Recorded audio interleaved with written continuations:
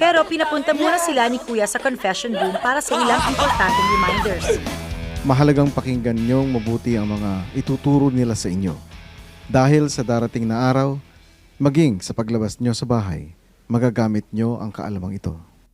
Nag-invite si Kuya ng mga professional scuba diving instructors para turuan ang mga teen housemates kung paano huminga sa ilalim ng tubig, paano gumamit ng diving equipment, at ano-ano ang mga hand signals while underwater. I'm Dennis, your instructor for today. You're going to learn the basics of scuba. These are the two instructors and assistants for today. That's Larry, and this is John. They'll help us out with everything over there, with the tanks and everything. Okay? I guess we can start. Isa pang pinaka-importante, but magandang matuto mag-scuba. Nasa Pilipinas kayo. Ang Pilipinas, siguro, nasa top 3 ng buong mundo sa pagdating sa scuba diving. After a while, mga gamit naman sa scuba diving ang na-introduce sa mga teen housemates. Ito, first stage regulator, yan ang kinakabit natin sa tank.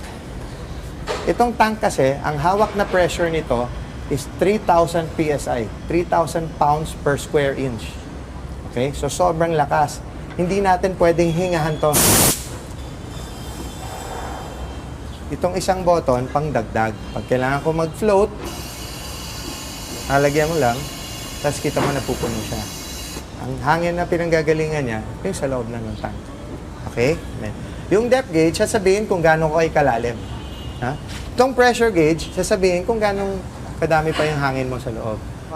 First thing that I want you to do, pag nakakuha kayo, huwag muna kayong pumili ng pinakagusto nyong kulay. Pili muna kayo kung paano nag-fit mabuti. Paano yan? Put it against your face. Inhale kayo sa ilong ng konti.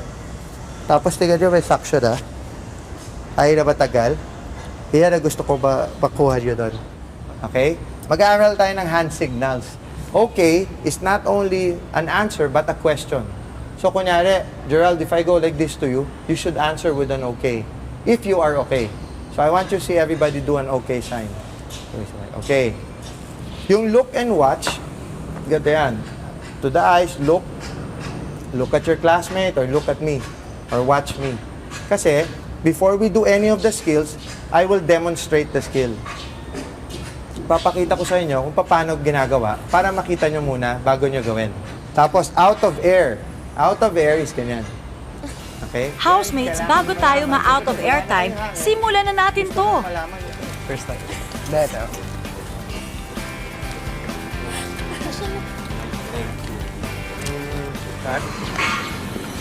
Inhale lang, tuloy-tuloy lang. Yan. Inhale. Close your eyes, put the regulator in the mouth with your nose. Sige, let's do it. Everybody, go. Tingnan natin kung hindi nyo talaga ginagamit yung nose nyo.